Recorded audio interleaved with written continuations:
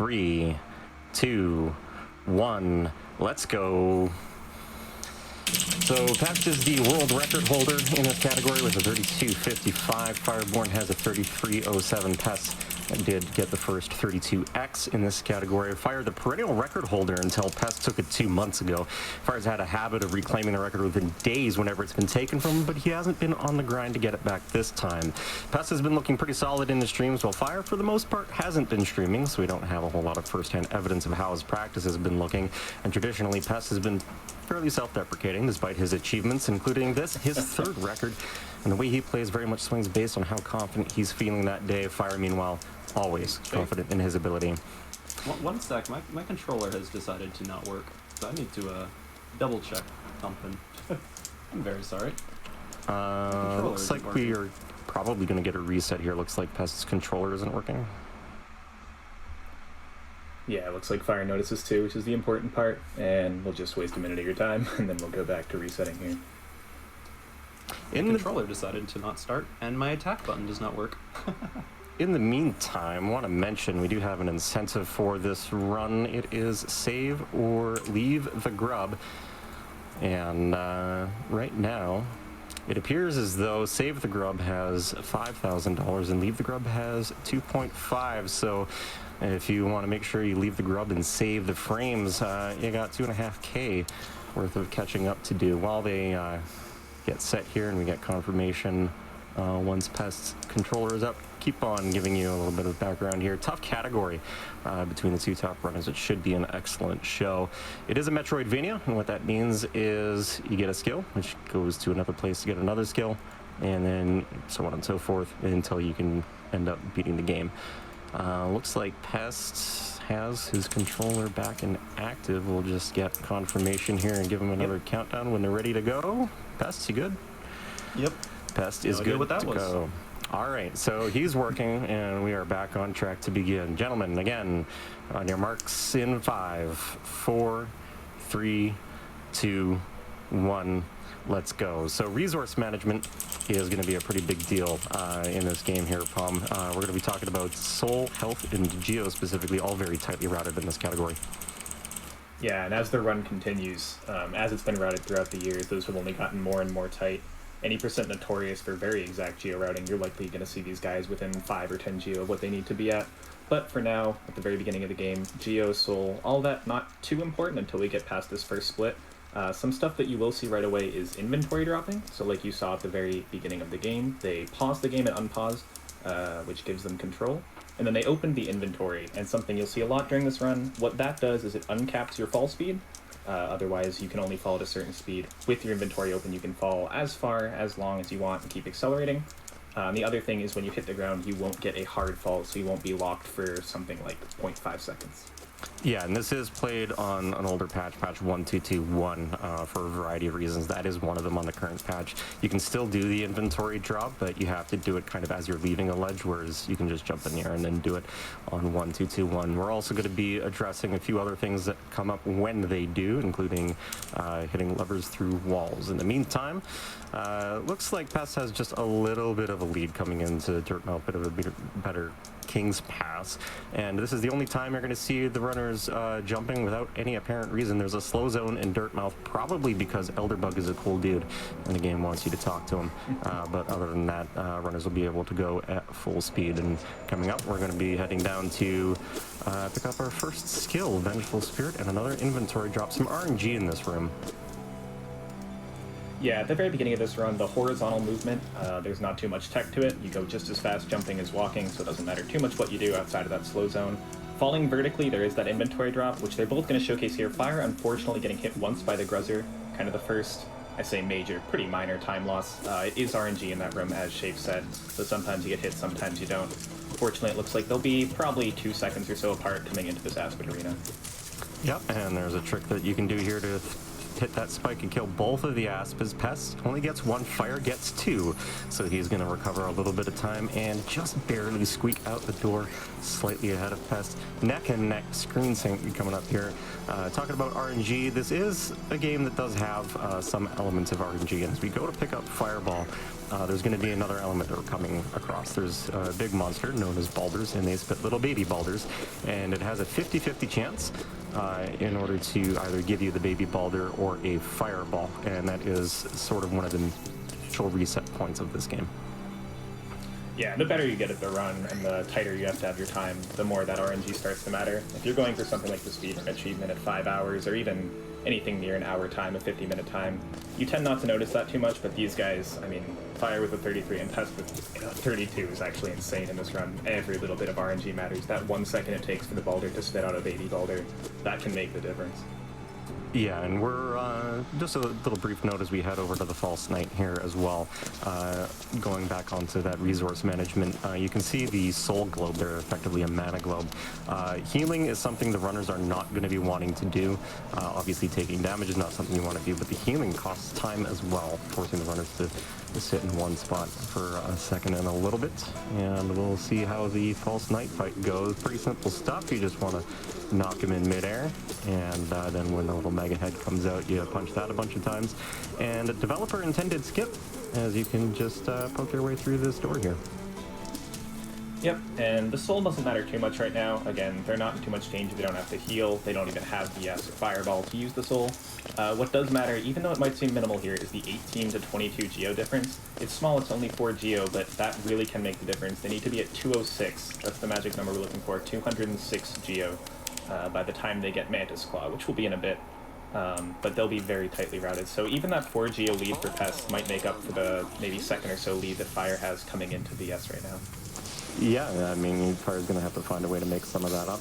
Probably take a couple hits on a mini Moss Charger or something and pause to collect the Geo. Something like that. Could come down to Vengefly King RNG in the way that the Geo splits off after you kill that boss as well. So a number of different places for fireb0rn to be able to catch up on this small little lead that Pest has, just barely. And fireb0rn, in the meantime, golded his Vengeful Spirit split. Pest notorious for some really fast burst splits, so I'm sure Pest has a faster time than that. That's not a comp but that is, according to the splits that we see here, Fire's best time, which is pretty sick that he golded it during GDQ. But we don't have too much time to talk about that. They're going to be coming up to the Balder that shayfe mentioned earlier here. They have full soul, that's not a problem at this point in the run at least, but we're going to want to see mini Balders being spit. So we'll see how many Fire gets. 2 fireballs first, 1 spit. Alright, only 1 spit for Fire, not too bad. And was that 2? I was that was an actual one for Pest, so he's 1 behind, basically. So a little bit of time loss for Pest, and a little bit of advantage here for Fire. But as mentioned, Fire does have that 4 geo deficit to make up, and Pest as well is down 1 HP. And we're going to have a little bit of tech coming up here with the Fireballs as we head into Green Path in order to pick up the dash skill, Mothwing Cloak. When you cast a fireball, it knocks you backwards. So if you jump at the right time in Green Path, we'll point it out when we get there, and then turn around and cast a fireball, it will actually give you enough distance in order to be able to skip walking around the intended route. Yeah, and that's a trick that these guys honestly get like 90-95% of the time. It's just, we'll see if the nerves get them here. You'll see Fire coming up to the first one right now. This only takes 1 fireball if you do it right, and he gets it. A little tight, but he gets it at the end. Pest, who's at 3 HP right now, is worth noting. That's a little bit scary to be starting Green Path. He won't get the turnaround, so a little bit of nerves there. It can definitely be tough in this kind of a situation. Mm-hmm. That's not the most costly of fireball skips to miss. There's one that has you looping all the way around and would cost you probably on the order of about a minute if you ended up missing it. And that one is coming up next. We'll see how they perform. Pest has taken 2 damage. Just something to point out. He's probably fine. Yeah, Fire and Pest both low on soul here. You want to be at full soul. You see Fire's 1 short. Pest is going to try to hit these birds. Has a lot of trouble. Fire gets the fireballs, though, which is good for him. But Pest is short 2 soul. So he'll really need to farm in this next room if he can hit this fireball skip. He might also go for a single. A single fireball is possible. He will go for a double. Just play it safe. couple extra hits Fire? on the little mini moss there for Fire, looking to collect a little bit of the geo. As you mentioned, we'll see what Pest does in terms of his soul management here. And it is 102 to 97 right now on the geo count. Again, very tightly routed category, so that kind of thing is important. Pest does do the double fireball for the last fireball skip, and now we're coming up to Vengefly King, a somewhat recent route change in order to acquire just a little bit more geo and save time later in the run. I don't even know if we can call it recent anymore, man. Yeah, We're I just suppose. old. But yeah, you do tend to kill Vengefly King up here for, I don't remember how much it is anymore. Like 45, 55 geo, maybe more. Something 5 geo. But you'll see Fire get it right up here. He's going to try to get full soul here, or at least up to 7. So he wants 7 hits on these enemies. He's at 3 right now. And you'll see Pest following him, of course, doing the same kind of thing. Fire's at 6 hits. He should be pretty easily able to get 7, even 8 hits. And see if he can get the quick kill. He gets it a little scuffed, but he ends up getting it in the end. We'll see how Pest does. That does take the damage tank, the appropriate decision in that situation. And yeah, Pest is going to just hold up a little bit, collect that little bit of that extra geo, goes up to 208, and Fire's still at 201, as you mentioned. 206 looking to be the key number here. And he does get 6 off of that mini-moss, so he is now in good shape. Yep, he manages. And also something to note, very impressive from Pest. He hasn't taken a single point of damage in Green Path.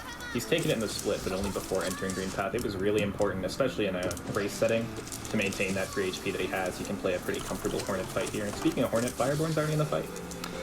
Jumping up, getting Hornet bullied into the corner here, looking to try and get double hits if possible with Hornet moving away, something you're going to see a lot in the boss fights here. Throws another fireball, doesn't look like quite hit, didn't hear it on his screen, but otherwise a fairly clean fight. Pested, meanwhile, on the other side of your screen, jumping over the needle and has her into the corner, jumping up, gets another nail and a fireball to finish it off. And according to his splits, Fire lost a little bit of time, but he did double gold the first 2 splits, by the way, which, again, marathon setting, pretty impressive stuff. I'm almost skeptical, man. I don't know if you got a Green Path gold with 1 split Calder. That's kind of insane. He is at a really good pace, though. Like, these guys are both on sub 8 easily past Cloak. Probably sub 750. So one of the things that you can do in this game here is the save it quit. The save is positioned on the last bench that you have taken. So if the runners don't bench, basically they save and quit and they go back to the last bench. And that allows for a little bit of faster routing. We're going to be coming up, heading over to Mantis Claw now. And one of the sort of barriers, I would say, for early runners is going to be Explosion Pogo a little bit before we get to that. And it looks like Fire's got some pretty clean movement. Pest also matching up as well, is shaking off some of those early nerves, looking pretty good. Yeah, I mean, ever since the fireball skip, the Pest barely missed, and he really did barely miss it. He almost got on that corner. There's been really clean movement by these guys. These drops through fungal actually take a lot of practice. If you don't know which way you're going, you can really get caught up in these vertical rims more than you might think, but for now it's a pretty clean movement. So about a 10-second advantage at the minute for Fireb0rn. If you dash through this room perfectly, or reasonably, it's not too precise, you can just dash over the last gap in the acid there. Doesn't really save or lose time. Both of the runners, however, getting the clean dashes. You like to see it. Tends to be the case where runners will time their dashes, and that's just kind of in part out of the way that the game is programmed. And here comes Explosion Pogo now on Fireb0rn's side, right side. Ooh, he misses it. Opportunity for Pest to catch up. Fireb0rn has to reset. That's about a 3 or 4 second time loss. He does get the second try. Pest gets it first, and we are close to synced once again. Yeah, probably even more than 3 or 4 seconds, because Pest was pretty far behind. Fire was starting to creep out a lead, but now they're within a couple seconds of each other, and we're going to see Mantis Pogo, another thing that can swing the tide. 2 Pogos, Fire manages to do it, and Pest does it in the same way, barely getting over that corner. Dash can kind of push you over corners if you're really close to the edge, and that's exactly what happened with Pest there. Yeah, just a 1 second separation between the runners now as they pick up Mantis Claw. And you're going to see another save and quit here, and they are going to be heading over to kill Grub's Mother for a little bit more geo, and also access to another skip where we're going to take an intentional death in order to be able to pogo off a shade. Yeah, we got a lot of skips at the start of the game. The intended route after fungal, and spoilers here, if you didn't think you were getting spoilers, is to get the city crest from False Knight, who they skipped. They avoided killing because that takes time, and time is evil. And from the city crest, go into the left side of the city, and you can do a few things from there. But the right side of the city is much better for our purposes, so we're going to go down to Salubra, and it'll be about a minute or so, and we'll explain what happens when we do the Shade Skip itself, a pretty cool skill. Yeah, there's going to be a little bit of RNG on the Grozmother fight as well in terms of the way that she moves in the arena. Sometimes if you get the high kill, Geo can go into the ceiling, which is bad.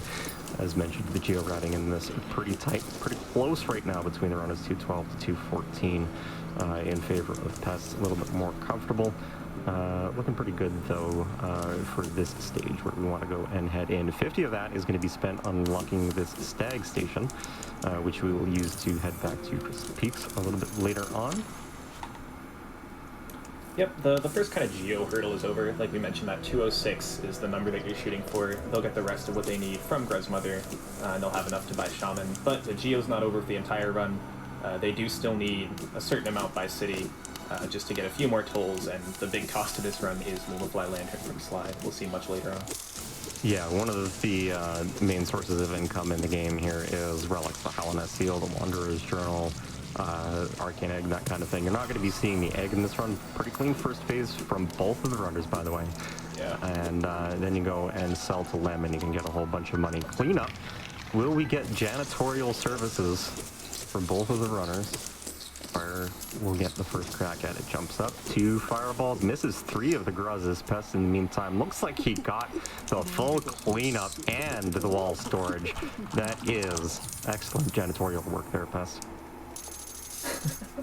Yeah, and something to mention even before the cleanup there, the strat they did on Grozmother, fairly recent, that pogoing strat where you follow Grozmother all the way up, that is very hard to do. Like, that is very impressive that they both managed to do it. It takes 6 nail hits and they both got it without wasting any time there. Either way, though, here we'll start seeing the Shade Skip set up. This is intentional damage from both runners. They are not just accidentally suddenly hitting every enemy in the game. Yeah, we need to go and purchase the lantern from Sly, who is that little bug creature right there. So we need to talk to him in order to send him back to Dirtmouth first of all, and some more intentional damage. We have picked up a charm, by the way, a Shaman Stone, which increases the damage and size of spells, which is important for being able to get double hits on bosses, as alluded to in the Hornet fight. So Shade is set up for fireb0rn. He has a very specific way that he likes to do this. Hop on the wall a couple times, and then dash over, pogo, dash, wall climb, and excellence. Both runners getting it at about the same time. Yeah, Pest got a fireball from the Shade, which unfortunately loses a little bit of time, but it doesn't hurt your setup too much. It is a fairly lenient trick. It looks really cool. It's hard to do the first couple times you try it, but once you get it, it's not too bad. So now we'll just see them synchronized swimming across Blue Lake as they head toward Dreammill. Who knew the GDQ had Olympics? So this is the first of the lever skips that we're going to talk about. Just poking that through the floor. That's not really a critical one. You can still do that in CPU, I think? Yeah, one of the only ones. Yeah. So we're going to talk to the Dreamers here. These are what lock the Black Egg Temple at the end of the game. Lore stuff, so on and so forth. We need to go and collect the Dreamers in order to be able to access the game. The Dream Nail is something that we acquire in order to be able to do that, because the Dreamers, surprise, surprise, are in dreams, and Dream Nail gives you access to said dreams. A couple just kind of housekeeping things as we watch them watch this cutscene and go across the dream platforms. We are in Chinese. The reason for that is because text scrolls faster. It's a pretty common theme in speedrunning. It is faster than Japanese for this game. Another thing to note, which won't come up too much in this run, but will come up if you decide to run Hollow Knight yourself, we do have a load remover. So the load time, the time it takes to get to a new room, is going to be CPU dependent, and we don't want that, so we have a community that made a nice mod, or not a mod, a timer, that does not count that time in your runs. We also have 56 who decided to make the loads for both these guys the exact same, so we can have this kind of race scenario where both their loads will take the same amount of time, and neither of them should be gaining or losing time from their CPU. Indeed, and while we get one more cutscene here, Brutal Mellow, you want to squeeze in a couple quick donations? Yes, certainly. How about $500 from Cyan Griffin, who says, anyone who voted to leave the grub is a monster. I guess I'm a monster, because that's where my vote goes. We also have $150 from Carbonite Pandora, who says, Great job to everyone that made SGDQ happen during this crazy time we call 2020. Good luck to all the runners. And speaking of that grub incentive, we got 6.8k for save, 3k roughly, just a little bit over for leave. So if you want to save those frames, you got to start chipping in a little bit more cash there, folks. In the meantime, we have picked up Dream now. We are heading our way over to the City of Tears. Some excellent music and a whole lot of enemies and some tight geo routing as well. Continuing on here, probably one of the scarier splits to move through faster in the mid game. Yeah, there's just so much that can go wrong in the city split. There's nothing in particular that's exceptionally difficult, but just a whole split. You have to be moving precisely. You'll even see Pest stretch back, put his heads in his hands just to prepare for it. Getting Geo in this split is something you need to do. Where you get Geo is kind of up to you. So you'll see Fire. These Fireballs are pretty standard. Get the 50 Geo from these 3 enemies. Now, you may or may not see them get Geo from the bottom row here. Kind of a new route is not to get these guys Geo, so you'll see them both avoid it. Later on in City, we'll actually have more enemies that we'll be using our Fireball on. The only reason we're using Fireball, of course, just kills them quicker, we can get our Geo quicker, and move on with the route. Just a couple seconds advantage for fireb0rn as we enter the mid game here. Paul going off the spikes to collect the Holonet Seal again. Going to be selling that to Lem later on in order to gain a little bit more money. We're also going to be killing a Husk, a gorgeous Husk, as the runners take a bench there. That is sort of optional, but in a race setting, kind of not. Yeah, that bench definitely something you want to take in a race. If you end up dying to Watcher Knights or any point in the city, you're going to respawn all the way back by Salubra. If you remember, we did a Shade skip there. You'll no longer have your Shade. You'll have to lose all your money. Everything kind of goes downhill if you don't take that bench and end up dying here. It's really just a reset, but of course, in a race setting, resetting not possible. You want to talk about this gorgeous Husk kill, Shade? Yeah, so just going to get a couple nail hits, upswing, nail hit on the other direction, Fireball, looking for more double hits, and 420 Geo collected for fireb0rn. Pushing himself over 500 Pest as well. Pest shaking his head. Even though you can't see it, we can, and it didn't seem like he was terribly pleased with that gorgeous Husk. So we're going to be coming up on the fated, the terrible, the casual playthrough, frustration building Watcher Knights. And in any percent, it is an incredibly difficult fight. Definitely one of the tougher categories for it. It's sort of throughout this run, you've kind of seen the runners use their nails in very specific patterns in order to be able to farm up soul. Watcher Knights not going to be any exception, as they're going to be looking to get 4 nail hits per Watcher Knight before jumping around and sending off some fireballs. Here is a dark room. You might be wondering why we talked already about Lantern and how we have to go to get it. There is a hard lock later on in Crystal Peak, so that's the only dark room that you're going to see. Also, developer intended Watcher Knight kill here off the Chandelier. Yep, this will kill one of the Watcher Knights. If you didn't know about it casually, that's your little tip. You only have to play against 5 instead of 6. And these guys are going to enter the fight at the same time. They're so neck and neck just to make it as difficult as possible to commentate that. So thanks a lot. Fire's going to start with this bad pattern. There's 3 things they can do. One of the things they can do is jump up, which you'll see happening with Fire right now. And Pest, they're both getting probably the worst attack. You'd rather them roll or just swing at you. When they swing it, you can get that nail damage and get the soul for your fireballs, and then both can go into the second phase at the same time. Getting the Dream now to farm a little bit of extra soul. Fire positions himself off to the left, gets a pogo and a parry there as they stacked up, takes the damage as he gets rolled into the corner, but does manage to squeeze himself out and get a fireball connecting on 2 Watcher Knights. Meanwhile, Pest having a pretty clean fight here, does get the position that he wants to fireball over to the right. fireb0rn having some trouble in the corner, does get the double kill, pauses in frustration though, as he's going to be beginning his 3rd phase. Pest, meanwhile, on the other side of your screen, has 1 Watcher Knight in the corner, jumps around, is taking 1 hit of damage. Nice dodge away from the roll there. Excellent reflexes from Pest. Jumps back around, gets a couple other fireballs in. fireb0rn also trying to squeeze in those doubles. The Watcher Knight's just not cooperating. Gets a parry and dives over to the other side in order to get a fireball and get one of the Watcher Knights rid of, and should only be a couple more hits here. There's the last fireball, but it was not the most favorable RNG there for fireb0rn. Taking a time loss on the pause as well. He lost a significant amount of time there, and Pest now has retaken the lead. Yeah, and the reason that pause happens, the reason that he paused, you see it pretty rarely, but if you kill both of the Watcher Knights on the same frame, I think it is, or 1 frame apart, for some reason the game just soft locks until you pause it on pause. It's just what happens when you down patch to a patch that's 2 years before. Pest did Either way, go for something of an iceless jump there, if you're a Mega Man X fan.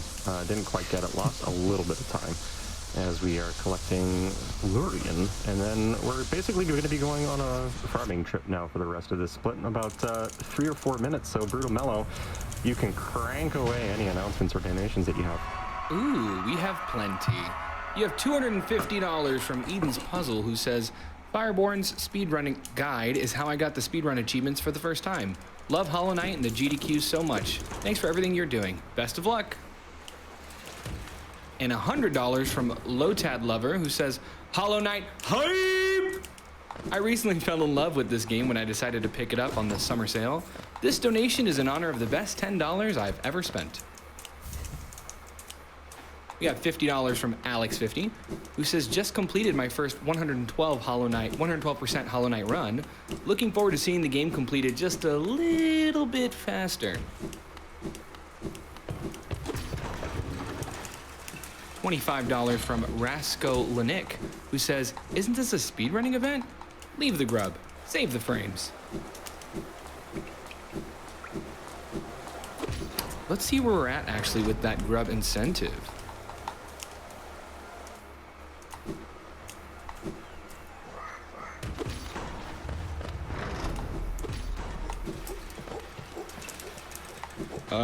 Wow, it's not even close.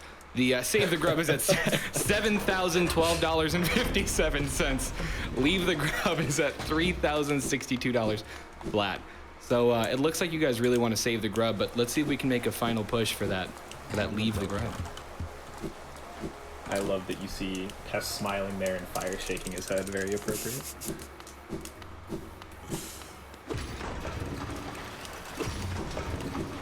$200 from Meatbag-esque, who says, shout out to my Hollow Knight randomizer racing pals and my posting pals in the Spooky Ghost Hot Tub.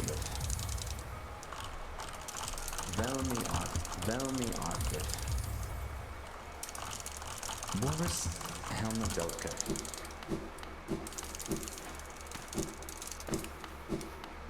And as Twitch chat is posting out here, if y'all haven't noticed, we just hit $225,000.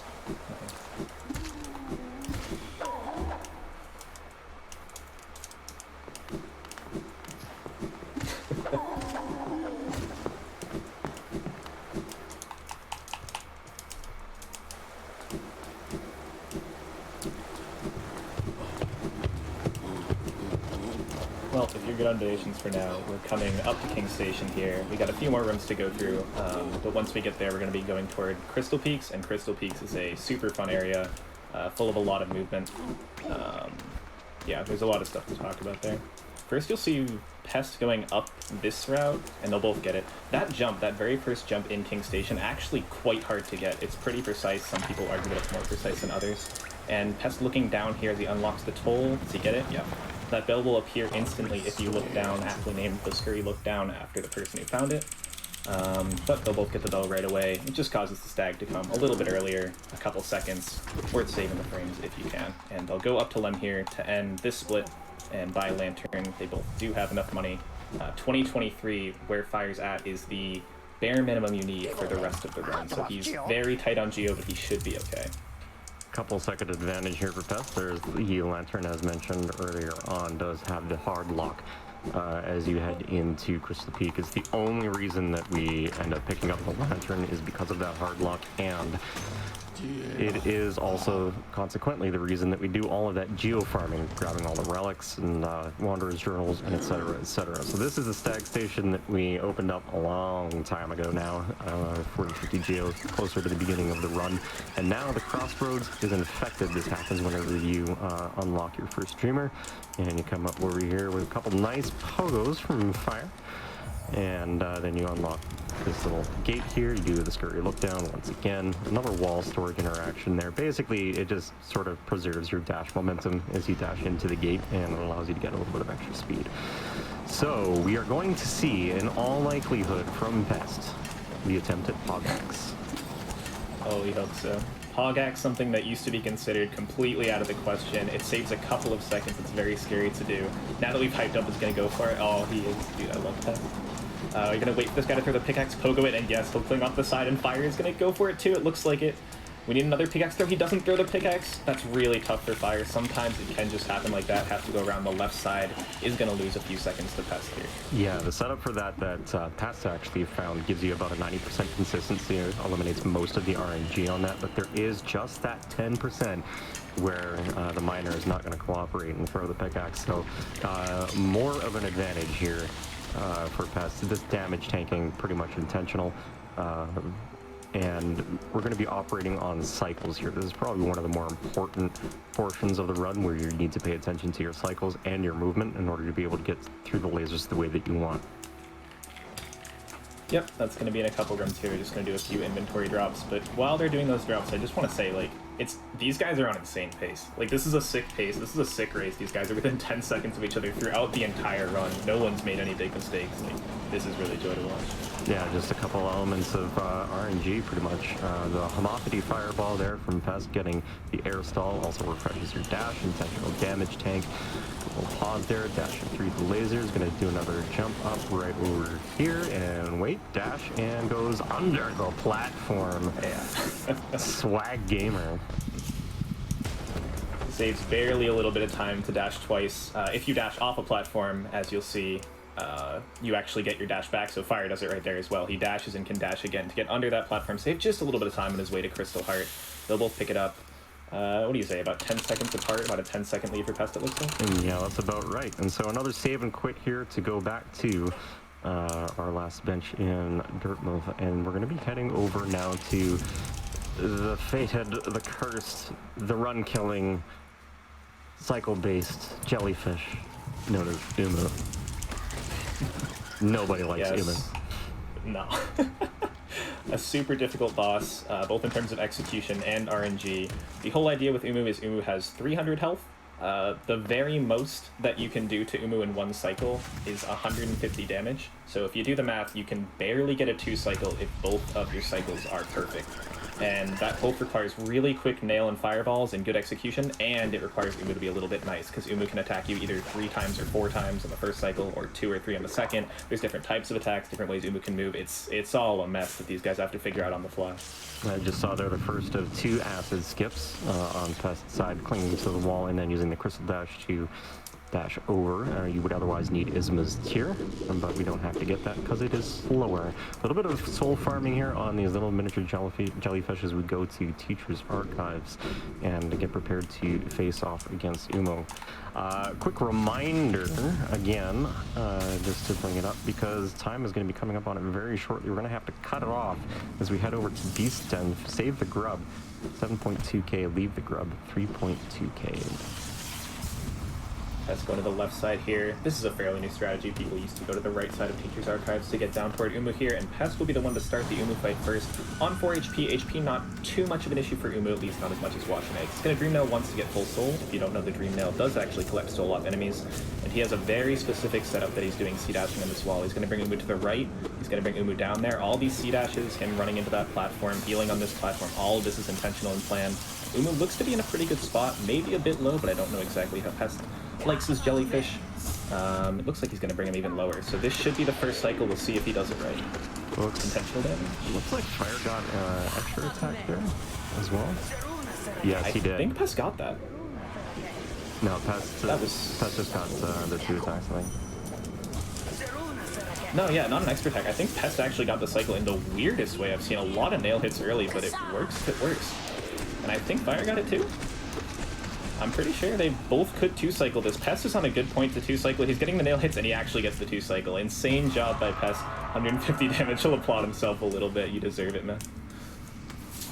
fireb0rn getting a lot of slow attacks here from Umu. That is an intentional dip into the acid in order to reset on the platform, but gets the extra again. He's down to 1 HP, but he does get Coral to cooperate. Misses the last fireball, doesn't quite connect. That is a massive time loss and a dangerous situation right now for fireb0rn. Yeah, fireb0rn got so... Oh my god, what are you doing, Fire? He got much less lucky with the attacks. I think a 4th attack and a 3rd attack from fire, and he almost still got it. He just missed that one nail hitter fireball at the end. Should be a nail hit, yeah. So he'll get a 3 cycle, barely staying alive on 1 HP playing with our hearts there. Yeah, so that's actually a pretty massive separation here now. There isn't a whole lot of room left, barring a drastic error from Pest for Fire in order to be able to catch up. There's no, like, there's the Queen's Garden acid skip, which you can fail a couple times, but these runners are good enough to be able to nail it first or second try.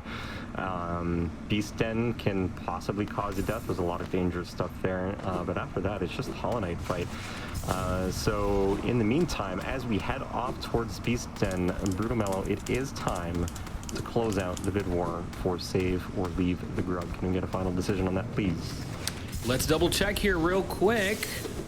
Just gonna refresh, and I feel like there's no possible way anything changed. But, let's see. We are at $7,217 for Save the Grub, and that has won. Alrighty, so Fire is going to be very upset. Pets is going to be very, very happy. Giving the thumbs up as well. Yeah, loves to see it.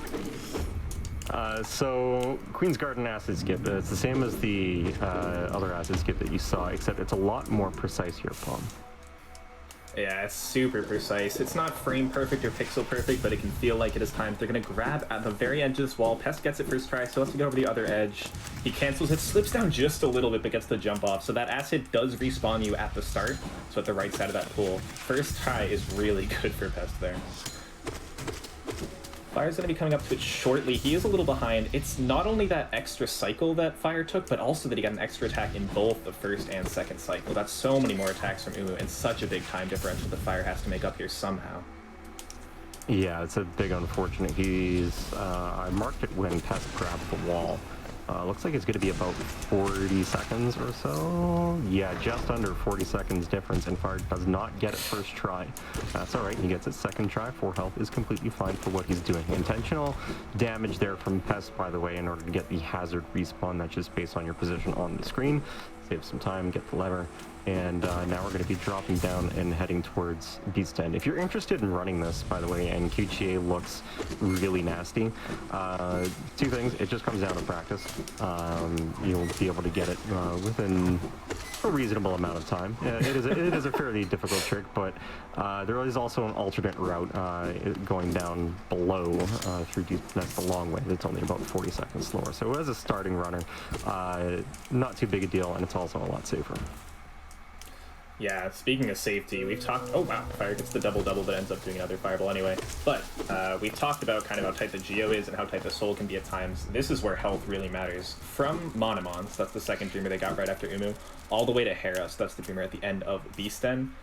There are 3 intentional damage tanks. You already saw one. Both these guys intentionally fell into spikes there to respawn next to the lever to unlock a gate.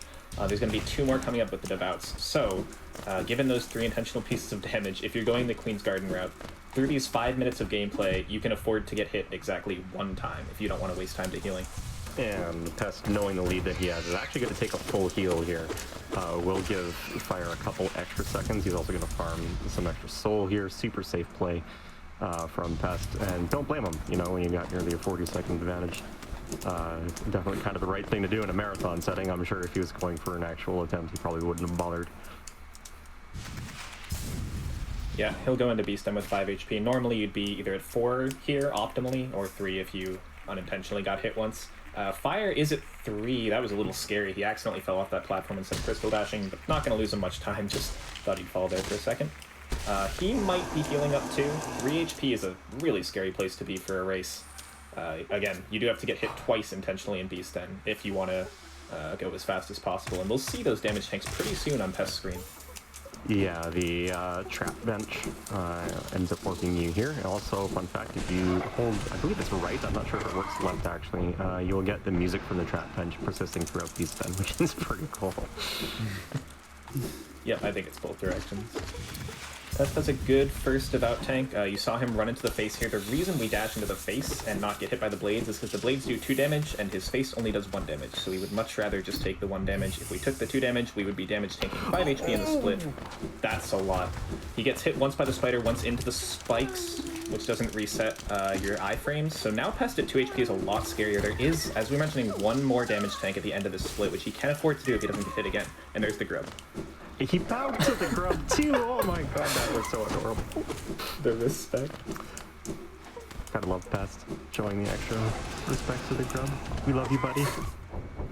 The 3 fireballs here and the last damage tank into the fireball down to 1 HP. Seems scary. It's not entering the dream cutscene here. He is going to refresh his HP. fireb0rn, in the meantime, does not get double hit on the spikes. That would have been a death there if he had taken that. We have seen that happen time and time again in runs. That spider is obnoxious, and Fire does save the grub. He is not happy about it. He even looked disdainfully back at the grub, like, oh, I can't believe I have to do this, man.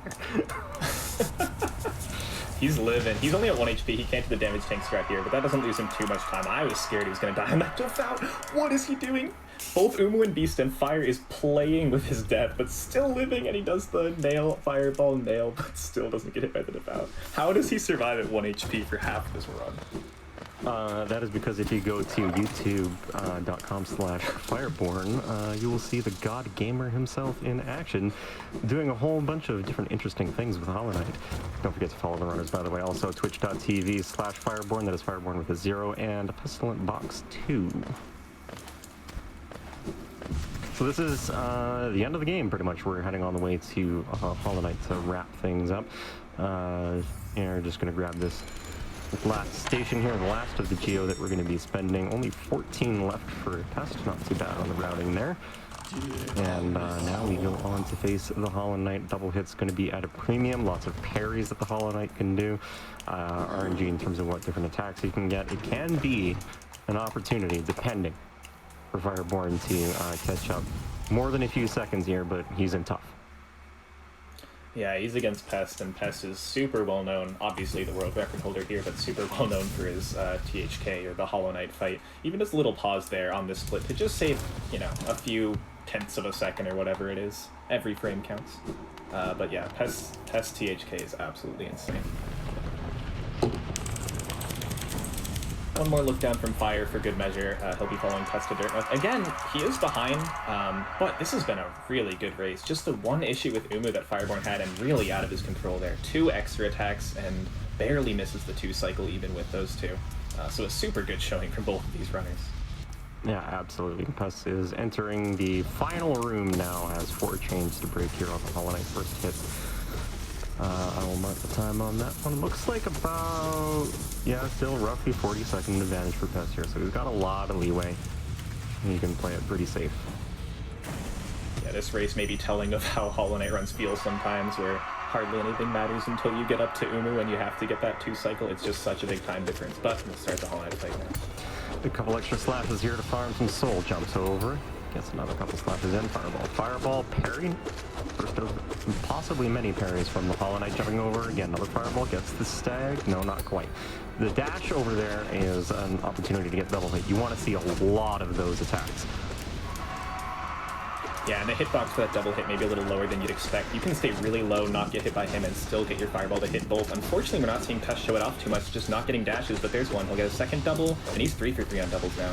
Parry by far the worst attack. Pest has gotten a few, but honestly not too bad or too good RNG from Pest so far. And as I say that, he's getting so many more dashes, it might actually be pretty good THK RNG. He's definitely playing it well. Yeah, so when the Hollow Knight is staggered at any given point, there's no point in fireballing. He only takes 1 hit point of damage. Another parry on fireb0rn's side. Does get the stagger. Couple fireballs squeezed in. Not getting a whole lot in the way of dashes. Did get a few of them early. And gets another one now. Pest, in the meantime, is approaching the final phase. Goes for the scream skip and just misses it. Does lose him a few seconds, but he is in good shape here. A couple extra splashes to farm up the soul. A few more fireballs. Does get the jumping attack. And a couple more hits here, and he should be able to close it out, and he does. Time will be when the screen fades to black. GG to Pest here. Fire toward the last stages of the Hollow Knight fight. Again, just to demonstrate how close of a race this was, how well the runners did.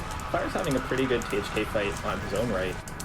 And Fire could still show off the scream skip, which I hope we get to see. Oh, I thought that was Scream.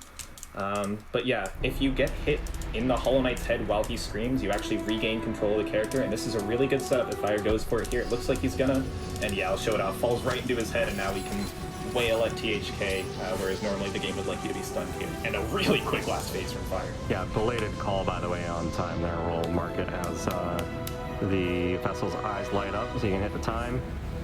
And we will see what it is. Pest doesn't have his splits up, so we'll see what Fire's time ends up being, but it will be about a 40-second differential or so as Fire wraps it up and collects Radiance. And he is posting a 34-11, so that will give Pest approximately a 33-30, which is nuts for a marathon setting. GG to both runners. Yeah, really good game to both guys. Just a few years ago, 33-30 would have been record. Like, it's insane how far these guys have come. It's just crazy, man. Now, this game has come a long way. A friendly reminder, if you enjoyed what you saw here, go ahead and follow fireb0rn, twitch.tv/fireb0rn, and his YouTube, same for Pestilentbox2. And if you want to join the Hollow Knight speedrunning community, go to speedrun.com/hollow_knight, and there you will find the Discord link that will get you to jump on in. They also have a randomizer, which has been receiving a lot of updates in the past few months, and it's looking pretty good. So if you wanted to re-experience this game in all its glory, but finding out where things are again, go ahead and check that out. It's pretty awesome. Coming up next, Ori and the Will of the Wisps bonus game. Thank you very much, by the way, guys, for putting that in. Any percent easy, no out of bounds by Sikinar. Throwing it back to you, Brutal. Hey, thank you so much, guys. What an awesome run. Can we get some hype in the chat for that?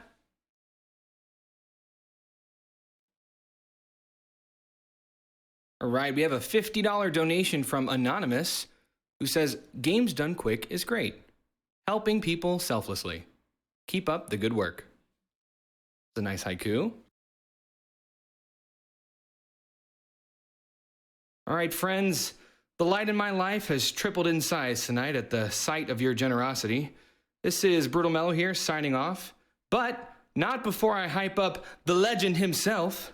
Are you ready for the host with the most? The birthday champ himself. It's Mr. Game and Shout. After a quick message from Twitch.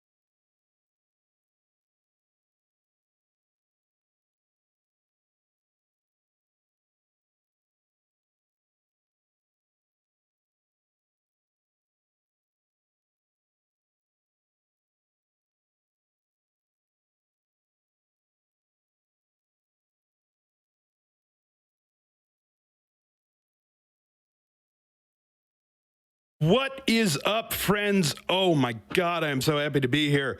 This is Summer Games Done Quick 2020 online, and we are broadcasting directly into your brain. Wait, what? What are you? Oh, okay.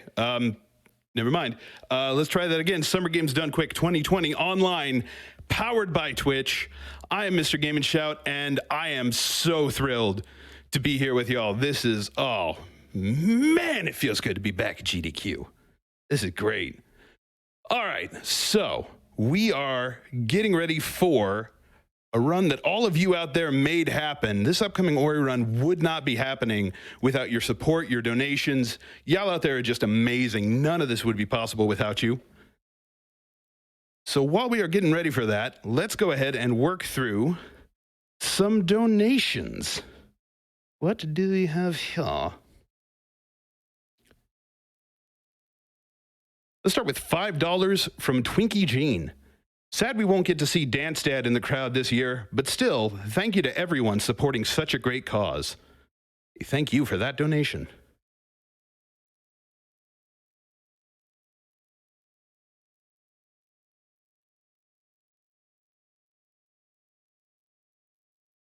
We've also, oh, this is cool. I've also got a $15 donation from Sparkling Parfait. I'll do you one better than a haiku. Here is a GDQ Tonka, which has an extra 2 lines. This is a poem. I am writing a note here. You are all so fast. Anyway, these games are great. We're doing good for the world. That is amazing. The 575 with the 77, that is,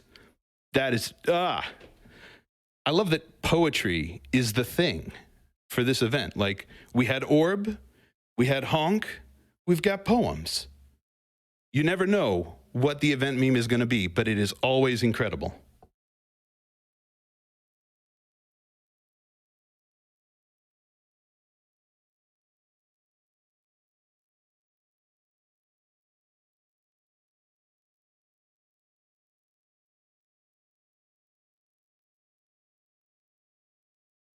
I've also got $25 here from Schmoopy. Thanks so much for still running GDQ. I'm a stay-at-home dad and I can finally catch the event. Thank you to everyone behind the scenes, and let's break a GDQ record. Hype!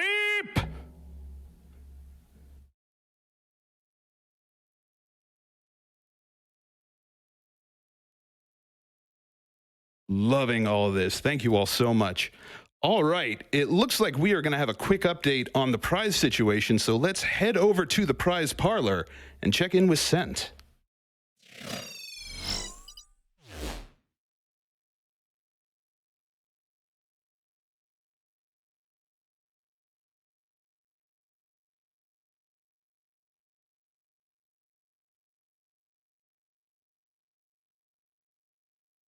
Hello everyone and welcome back to Summer Games Done Quick 2020 online. My name is Sent and I'm joined here by my good friend and shark pal Chompers. We were actually just finishing up a round of I Spy. Chompers, I think it was your turn.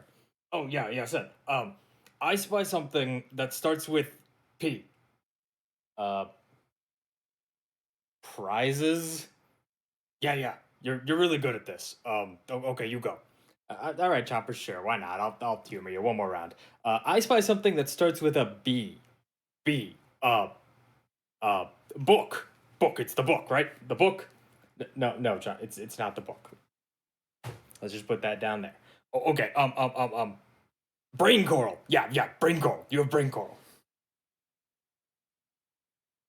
Okay. First off, where did you get this? And secondly, no, it isn't brain coral. Seriously, where did this? Okay, I got it. Bass. I don't have a bass. Why do you think there's a? No, it's a blue shark. No. Bass. Gonna go get it. Get the bass. Get the bass. Okay, I'm doing prizes without you, Chompers. What? I have no idea what he's on about. Where did he get brain coral at this hour? On a Monday. Whatever. Anyway, my name is here, Sent, and I'm going to tell you all about some amazing prizes that you can win by donating between now and the end of Alien Isolation a little later tonight. Ignore my excitable shark friend. He's he's a character sometimes. But we have so many amazing prizes to talk about, and I have so little time to go through them. So let's get started. Now, first off, from our friend Star Salts, we have these beautiful Hollow Knight charms. Just a cute little pair of charms here. Probably a little hard to see on the camera at this distance, but you've got Hornet and the Hollow Knight. Super adorable. $5 minimum donation for the set of them. Also for a $5 minimum donation, we have 2 individual prints from our friends over at Studio Pen. We have a print of the Hive Knight fight, also known as Sir not appearing in that race you just saw. Definitely a cool fight, though, and a cool background. And a print of the Grim Troop coming to town. Again, the Grim Troop, a DLC for Hollow Knight, free DLC, super fun campaign, not something you see in an any percent run, but still super cool. $5 minimum donation for each of those as individual prizes. Let's talk about some of the other amazing things we have. Now, from our friend Puzzle P, we have this absolutely beautiful painting of the Grim Child, again, from the Grim Troop DLC. I love Puzzle P's style. It's full of glitter. It's full of sparkles. I'm sure it looks great under these lights. It's an absolutely amazing prize, and I believe this is only a $10 minimum donation, but as always, you're going to want to head over to gamesdonequick.com, check out the tracker, check out the prize page, because they're going to have all the information you need on how much you need to donate to get entered to win some of these amazing prizes. Again, like this beautiful painting from Puzzle P. Also, for $10, and from our friends over at Studio Pen, we have this beautiful Hollow Knight playmat. Yeah, you know, it's a playmat themed after one of the stations in the game. I'm blanking on exactly which one. I know it's not King's Station, because that's the station I had to return to 50 times after failing a bunch of fights. But it's definitely got a beautiful art style to it. Again, it's got, it captures the style of the game, but also kind of has a bit of their watercolor style to it. And hey, it's a functional playmat. You can play cards on it. You can put it down and use it as a giant mouse pad. You can drape it over your lap and pretend it's a blanket. That's what I'm going to do for the rest of this segment. Now, from Emre, we have a beautiful pair of Hollow Knight amigurumi. You have, of course, the knight himself over here, as well as Hornet. They come as a set. They're a $15 minimum donation. I love them. There's so much detail. Amigurumi is just such a fun medium to work with. And, you know, Hollow Knight, the knight's got his little nail on the back there. Hornet, I didn't realize this until I picked her up. She has her nail, but it's actually attached via string, just like it is in the game, so she can whip it all around her body. Really excited for Silksong. Really excited to see her get her own game. $15 minimum donation for the set of them. They're super cool. You definitely should donate for them.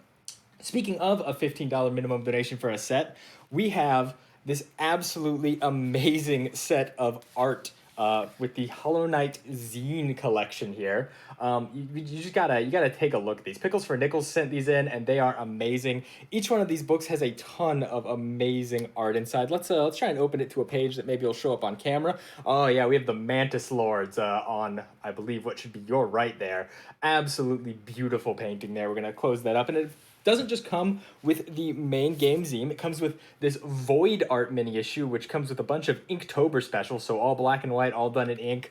Some absolutely beautiful pieces there, especially of some of the knights and the Mantis Lords.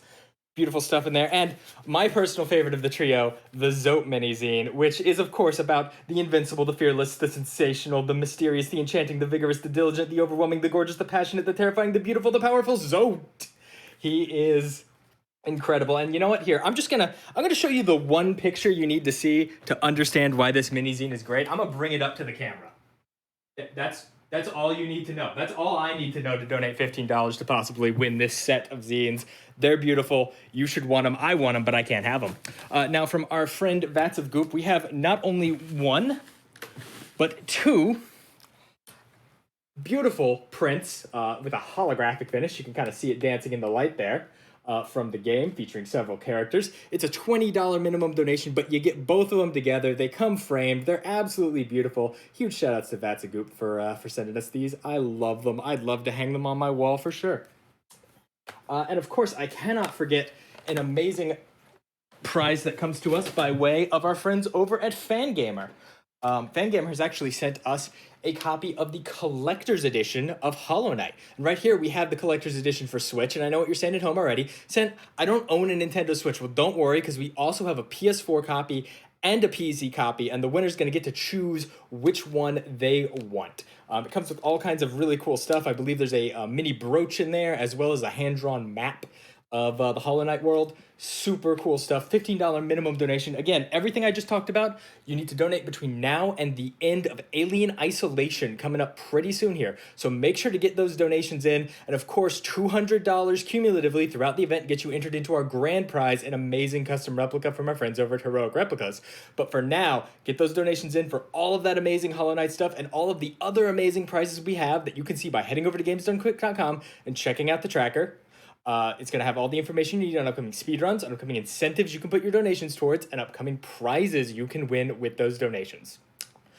But for now, let's all get excited. Let's all get ready. You all donated for it. We're going to see Ori and the Will of the Wisps any percent run. I'm hype. I hope you are too.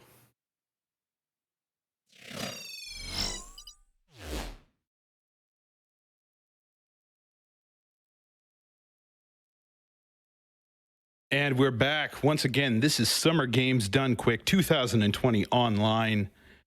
Want to get in just a couple more donations here. Still getting some love in for that Hollow Knight race. I've got $25 here from Anonymous. GG to the Hollow Knight runners.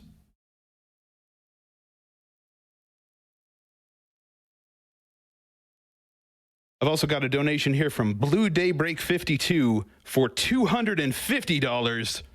Was too late to donate to get Ori into the event, so I'll donate now in celebration that is in the event. It is definitely in the event, and it would not be here without all of your efforts.